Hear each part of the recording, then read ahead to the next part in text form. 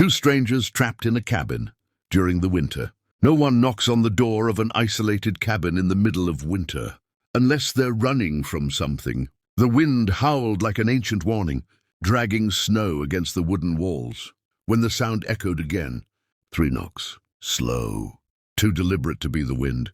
Ethan Cole set the rifle down on the table. He hadn't had visitors since last winter, and that was no coincidence. He had lived alone for too long to believe in accidents. The cabin stood 2 days on horseback from the nearest town. No roads, no neighbors, only snow, pine trees, and silence. Silence deep enough to drive a man mad, or to protect him. The knocking came again. Ethan didn't answer. He waited. When he finally opened the door, the cold burst into the cabin like a starving animal. Before him stood a woman wrapped in a coat, far too thin for that storm. Her face pale, her lips turning purple, her eyes carrying the resolve of someone who could not fall again. "I won't stay long," she said before he could speak. "I just need to warm up. Then I'll be on my way."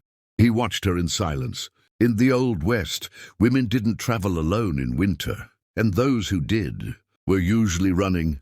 "Come in," was all he said. The door shut behind her with a sharp crack, as if the world outside had been sealed away forever. Her name was Eliza.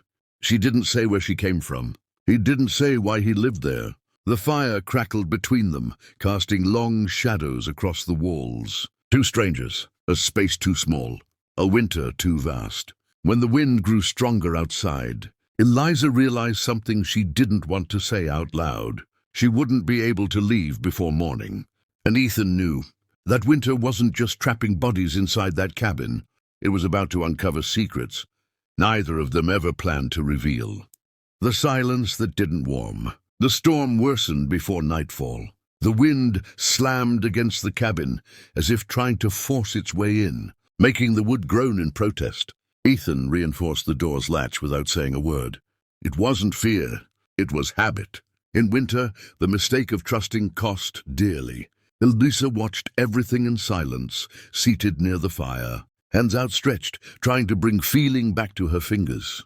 The warmth helped, but it didn't chase away the feeling of being too trapped. "The blizzard will last all night," Ethan said at last. "Maybe 2 days." She lifted her gaze slowly. "So, there's no way to leave tomorrow." He shook his head, curt. The silence that followed was different from the one before. It was no longer cautious. It was heavy, dense, as if they both understood that this wasn't just a pause. It was a temporary sentence. Ethan grabbed an extra blanket and tossed it in her direction. "It's not new," he warned. "But it's warm." Eliza clutched the fabric tightly. She didn't thank him right away. In the Old West, too much gratitude created debt, and debts always demanded something in return. "I can sleep on the floor," she said. "I don't want to cause trouble." He looked at her for the first time with real attention. "So no one causes trouble just by existing," he replied. Pick a corner." She chose the one near the window. A mistake. The glass trembled with the wind, and the darkness outside seemed to watch. During the night, Eliza woke to a low sound. It didn't come from the storm. It was Ethan, sitting at the table, awake, motionless, staring at nothing, like a man who had already slept too much in other times, and was now paying for it. "You don't sleep?" she asked, her voice barely a whisper. "Not when winter closes the roads," he answered. Eliza understood what he didn't say. The isolation hadn't begun with the snow. He had been there long before. She lay down again, but sleep didn't come. Two strangers, trapped not only by the storm, but by pasts that were beginning to knock on the door of memory, as fiercely as the wind outside. And that cabin, so small, was starting to feel far too small for everything that still remained unsaid. What she didn't pack in her bag. Morning arrived without light. Snow had covered everything overnight, turning the world into an oppressive white silence. The window showed nothing but a frozen void, as if the cabin had been torn from the map.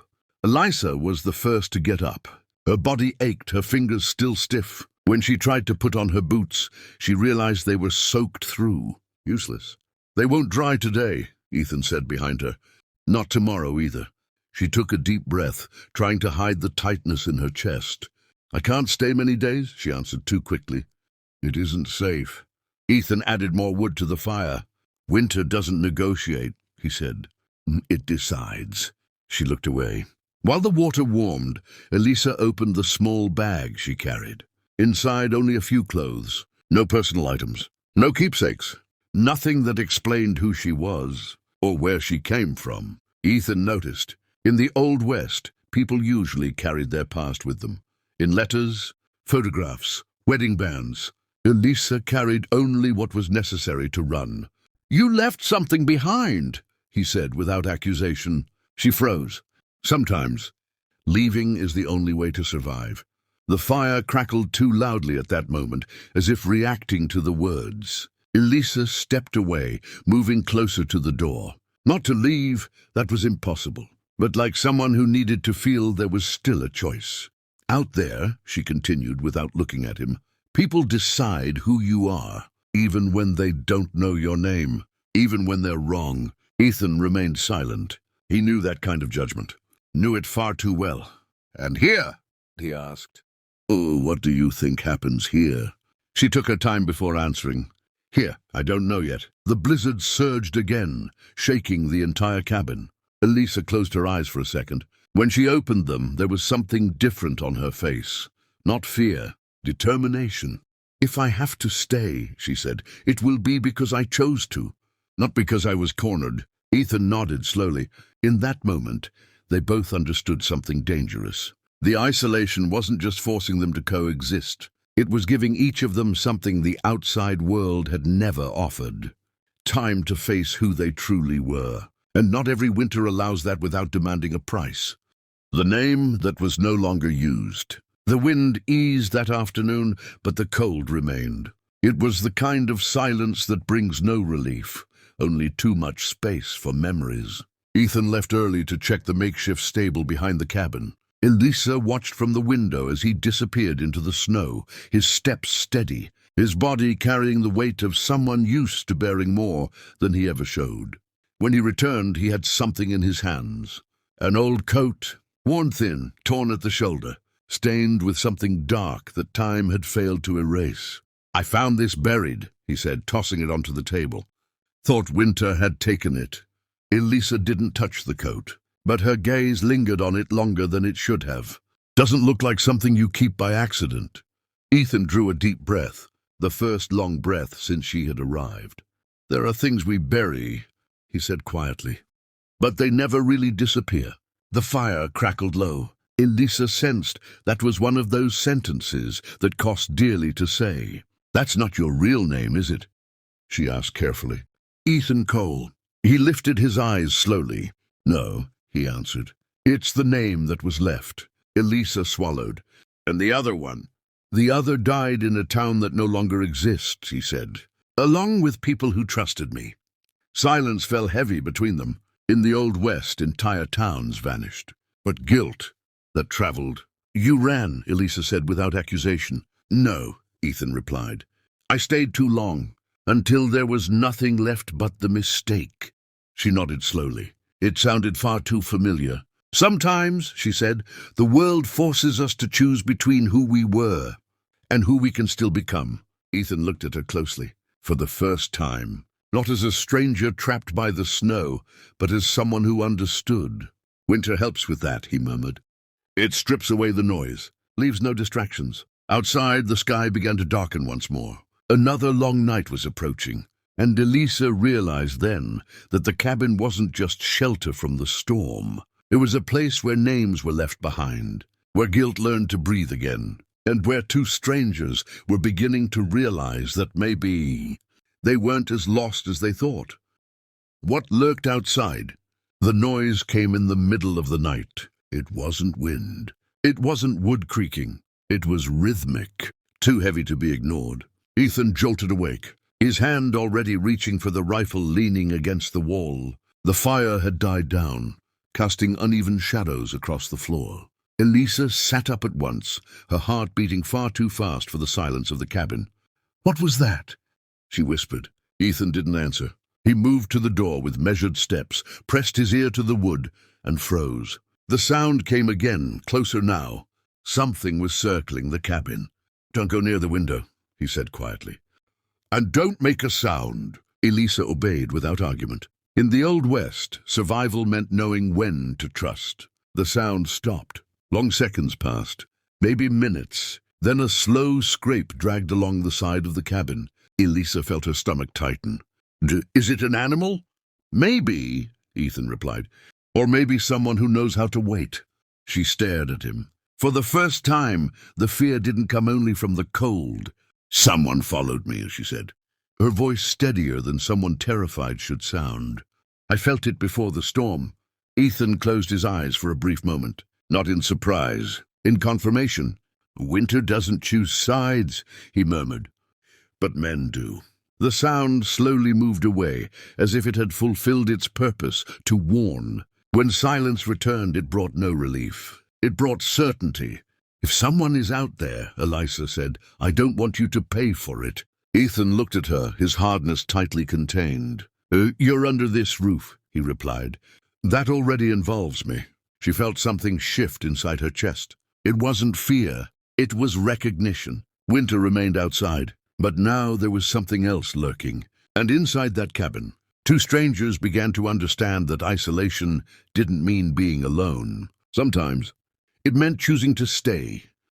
When trust was riskier than running, morning brought no answers. The snow kept falling, thick, relentless, erasing any trace of whatever had circled the cabin during the night. Ethan went out early, carefully surveying the land around them.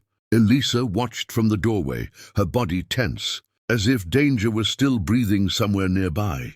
There are no tracks, he said when he returned. Whoever it was knows how to move in winter. That did not comfort her. Elisa closed the door slowly and leaned her back against the wood. For the first time since arriving, she felt like crying, not from fear but from exhaustion. Running required strength, trusting even more. If someone is looking for me, she said, it's not for money. Ethan lifted his gaze. Then it's for control, he replied. It usually is. She nodded. I shouldn't have stopped here. No, he corrected her. You should have. You just didn't know it yet. The fire was low. Ethan knelt to feed it, and Elisa noticed something new. He never turned his back to the door, not even to her. You expect it to come back, she said. I do, he answered. Unfinished things always return. Elisa took a deep breath. If they knock on the door, she began. They won't, Ethan interrupted. Those who knock ask permission. Those who hunt watch first. Silence settled in once again, but now it was a shared silence. Elisa walked to the table, resting her hands on the rough wood. I trust you, she said at last. Not because I know who you are, but because I know what you are not. Ethan stood slowly. Those words struck him harder than any threat outside. If you stay, he said, you'll have to accept that my past may knock before the storm ends. She held his gaze. Mine already has. Outside, a branch cracked under the weight of the snow. They both turned at the same time. They said nothing, because now they knew. The next choice would not be about running, but about staying together when the danger finally revealed itself. Signs of the town? The silence inside the cabin was broken by a subtle change in the wind. It was no longer just the storm. Something was approaching. Ethan watched through the ice-covered window. No tracks, no loud sounds, only small signs that an experienced eye could recognize. Slightly disturbed snow, the muffled sound of hooves in the distance, the faint smell of gunpowder. The town, he murmured to himself, his voice low and rough. It hasn't forgotten her, or you. Elisa lifted her gaze. Her heart began to race. They're coming after me. Not just you, Ethan replied. They're coming for what you represent, and for what some refuse to understand. She swallowed hard. It had been days since she'd thought about it. The choice the town made, the silent and relentless judgment that had decided her life before. She ever set foot in the square? So, I have no choice, she said. I can only face it. Ethan turned back to the fire. His green eyes reflected the flames, but there was no warmth in them. In here we have an entire night, he said. And a storm that's going to last. Out there the town decides quickly. In here we can prepare. The wind howled, dragging snow against the door and the walls. A warning, or perhaps an invitation. Elisa felt something growing inside her. Fear, yes, but also a determination she hadn't felt in years. "I won't run anymore," she said firmly. "Not now." Ethan nodded, acknowledging her courage. "Then we'll do this together," he murmured. "Not as strangers, not as fugitives, but as those who can still choose their own destiny." Outside, the storm continued, but inside the cabin something was changing. Isolation was no longer just cold and silence. It was an opportunity to know, to confront, to decide. And for the first time, Elisa felt that the town that had once forced her hand would not determine her future, not without a fight.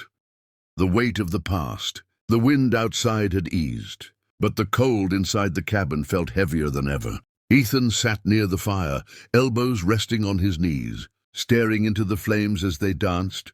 Elisa watched him from the corner of her eye, trying to read every line of expression on his face. "I should have told you sooner," he said at last, his voice low, almost a whisper. "About what happened before this cabin." Elisa tilted her head, curious, but didn't interrupt. In the Old West, patience was a form of survival. "I lost people," Ethan continued, "and I made choices I can't undo. People who trusted me, and I failed them." The silence fell heavy. It wasn't just the snow, the wind, or the cold. It was the weight of a past that refused to die. "I understand," Elisa said carefully. "Everyone carries something, some more, some less, but staying trapped in it only freezes us from the inside." Ethan lifted his gaze and met hers. For the first time, there was no suspicion, only understanding. "Maybe that's what winter is trying to teach us," he murmured. "That we can't run from who we are. We can only choose how we face it." Elisa stepped closer, feeling the fragile warmth of the fire. "So, we face it together?" she asked. "Together," he replied firmly, "no matter what's waiting out there." And in that moment, isolation stopped being just a punishment. It began to turn into protection, into a refuge where they could confront everything they had hidden from themselves. But outside the cabin, something moved among the snow, silent, patient, watching every step, every decision. Ethan's past and Elisa's secrets would not remain hidden for long, and winter still had many lessons left to teach. The storm broke the door. The wind rose suddenly, as if the storm had decided that no one could hide any more. Snow slammed against the cabin with enough force to make the walls tremble, and something else was coming closer, heavy, steady, almost human. Ethan stood up, shotgun in hand, his eyes scanning every shadow. Elisa clutched the blanket, her heart pounding so hard it felt like it might leap from her chest. "It won't get through the door," he said firmly, even knowing he couldn't be sure. The silence became unbearable. Every creak of the wood sounded like an announcement of arrival. Then a violent blow shook the door. "Ethan!" Elisa cried, her voice nearly smothered by fear. He rushed to the door and pushed back with all his strength. The impact came again, stronger, as if someone was determined to break everything down to get inside. "Stay behind me!" he ordered, steady and without hesitation.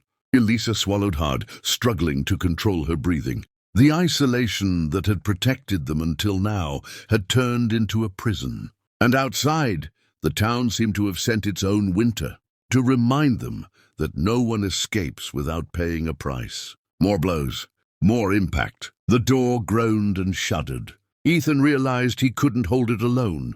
"You need to be ready," he said, his voice low and urgent. "It's not just the storm that's going to test us." Elisa held his hand for a brief moment without words. She knew it was the first time in days she truly felt someone beside her, fully committed to her.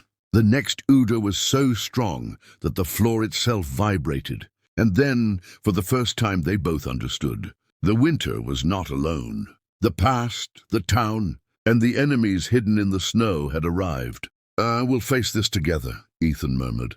"Until the very last drop of strength we have left." Elisa nodded, resolute. The fear was still there, but so was courage, because at last she understood that surviving the winter meant fighting, and choosing who to fight beside. And outside the snow kept falling, merciless, silent, and eternal. When winter stops protecting, the wind still lashed against the cabin. But something had changed. It wasn't the cold. It was the feeling that the isolation, once their shield, was coming to an end. Ethan stood still for a few seconds, listening, not to the howl of the blizzard, but to footsteps, real ones, far too close to ignore. Elisa noticed, by the way, he tightened his grip on the rifle. "They found us," she murmured. Ethan didn't answer right away. He walked to the window, pulled the frozen cloth aside just enough, and saw shadows moving through the snow. 3, maybe 4 men, horses tied farther down. This wasn't a visit. It was a reckoning. "The town doesn't forget," he said at last, "especially when it decides someone has to pay." The knocks came next, heavy, measured, no desperation. This was authority. "Open up!" a familiar voice shouted. "Enough hiding." Elisa felt her stomach tighten. That voice belonged to the past she had tried to leave behind, to the town that pushed her into choices she never made. She stepped forward. "They didn't come by chance," she said firmly. "They came because they think they still have power." Ethan looked at her, for the first time, not as someone who needed protection, but as someone who chose to stay. "If we open that door," he said, "nothing will be the same." Elisa nodded. "I know, but if we don't, they decide for us." Again, silence filled the cabin. Even winter seemed to hold its breath. Then Ethan unlocked the door. It opened slowly, revealing faces hardened by cold, and by the certainty that they were right. "The town wants answers," said the man at the front. Ethan took a deep breath. "Then it will get them, but not the way it expects." Elisa stepped beside him, side by side, not out of need, but by choice. And in that moment they both understood. Winter had not been the greatest trial. The real test was about to begin, when the town demanded obedience, and they would have to decide whether to bow again, or face everything that came after the snow. Because in the Old West the cold fades, but the consequences do not. If you want to know what happens when Ethan and Elisa face the town again, comment par deux? The next story begins when the snow melts and the truth comes to light.